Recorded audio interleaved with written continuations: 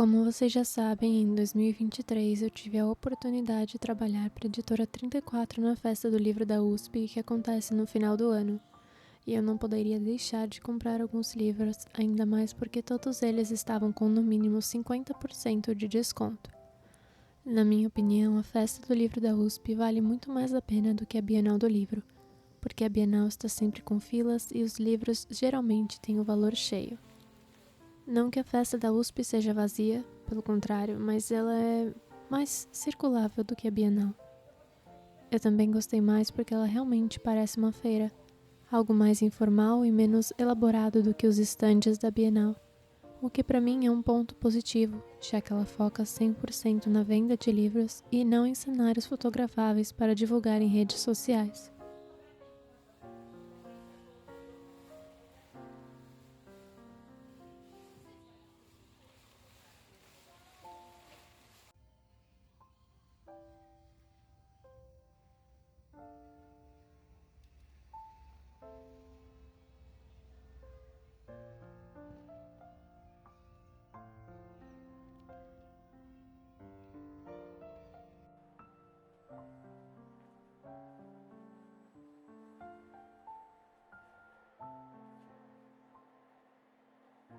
Dessa vez eu optei por livros que talvez eu não leria se não fosse por influência da Editora 34.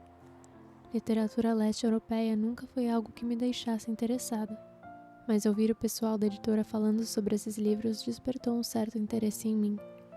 Por isso, acabei escolhendo Duplo, de Dostoiévski, O Crocodilo, do mesmo autor, A Ásia, do Ivan Turgenev, e Escute as Feras, um livro de não-ficção contemporâneo que se passa no leste europeu.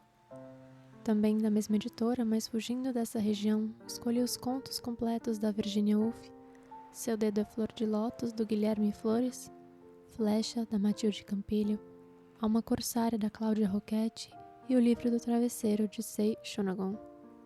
Além desses livros da editora 34, eu também acabei comprando Beren e Lúthien, do Tolkien, publicado pela HarperCollins, Uma Breve História da Arqueologia e, por fim, Uma Breve História da Literatura, sendo os dois últimos da editora LPM.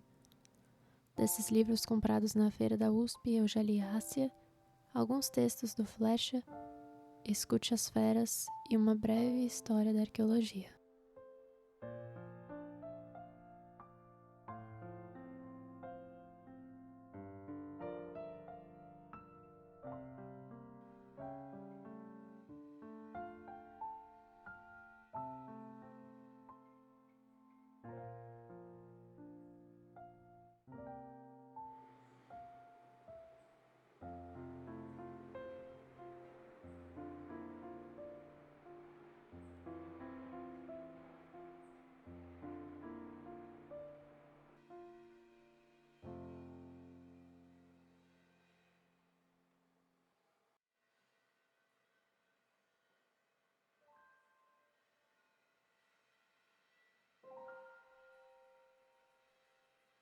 Nesse ano de 2024, eu estabeleci algumas metas de leitura. Eu sei que algumas pessoas não gostam muito de metas ou se sentem pressionadas e ansiosas com isso, mas eu decidi estabelecer essas metas a mim porque eu sinto que, em relação às outras atividades da minha rotina, a leitura sempre acaba ficando por último, e faz alguns anos desde que eu tento mudar isso, mas não consigo. Eu gosto de ler. Para mim, ler é poder viver outras vidas além da própria, é conhecer pessoas que eu nunca teria oportunidade de conhecer pessoalmente, e é uma chance de viver aventuras fantásticas que não são possíveis em nossa realidade. Então as metas estão aqui para eu conseguir focar em algo que eu amo e não para aumentar números. Mas cada um pode criar as próprias metas para alcançar os objetivos que desejar. Minha primeira meta de leitura para 2024 é ler todos os dias do ano, mesmo que seja apenas uma página. Eu acredito que, se eu fizer isso, ler vai se tornar parte da minha rotina, e assim não vou esquecer desse momento tão bom do dia. Minha segunda meta, que é bem desafiadora, é tentar ler um livro por semana. E como eu já disse, não é para aumentar o número de livros, nem para ler rápido ou aumentar a produtividade, porque isso segue em direção oposta ao estilo de vida que eu pretendo adotar, o de uma vida mais calma e mais lenta. tentar ler um livro por semana vai me ajudar a permanecer na trilha da leitura, sem que eu perca o foco ou o meu rumo. Quando eu tenho muito tempo para ler um livro, eu tenho a tendência a ir deixando de lado a leitura. Elas se tornam mais espaçadas e, por conta da minha memória ruim, eu esqueço os detalhes sobre o enredo, os personagens e assim a história perde a graça e o livro é abandonado. Para tentar cumprir essa meta, eu criei o método das divisões, que pode ser adaptado para qualquer rotina, de acordo com sua preferência. Para isso, eu vejo o número de páginas de um livro e divido o número por 7, que são os dias de uma semana. Com o resultado dessa divisão e com base nos meus horários disponíveis durante o dia, eu decido quando eu vou ter tempo livre para ler.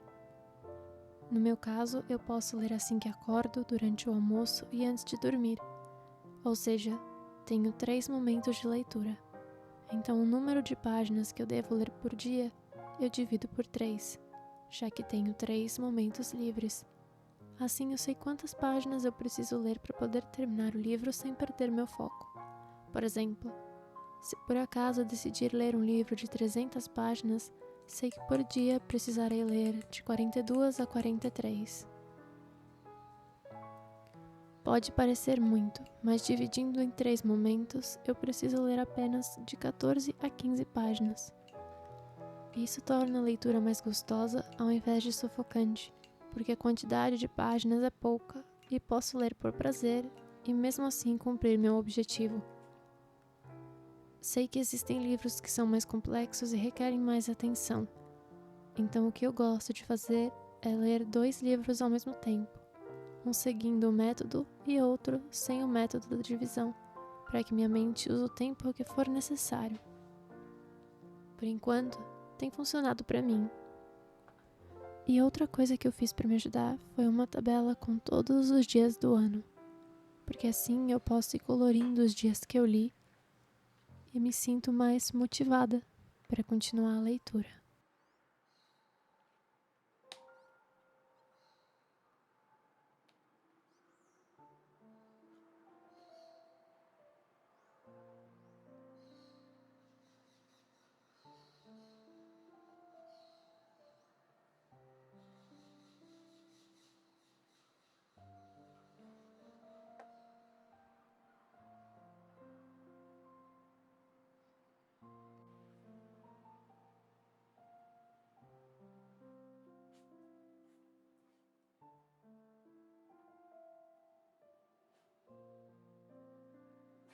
Eu quero dizer que esse é o jeito que funciona para mim, mas eu sou uma pessoa metódica.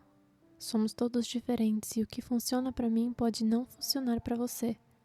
Por isso é importante refletir sobre tudo aquilo que te ajuda a ler mais, para que você possa criar o próprio método. Você também pode tentar seguir o método para ver se ele funciona, ou então fazer adaptações com base na sua própria rotina. Mas quero lembrar para não sermos tão rigorosos caso algum objetivo não seja cumprido, porque a leitura, acima de tudo, deve ser uma atividade prazerosa que te faz feliz. Se puderem, escolham o lugar mais confortável possível. Façam chá, um café ou qualquer outra coisa que torne a experiência da leitura algo que te incentive a ter mais um momento como esse.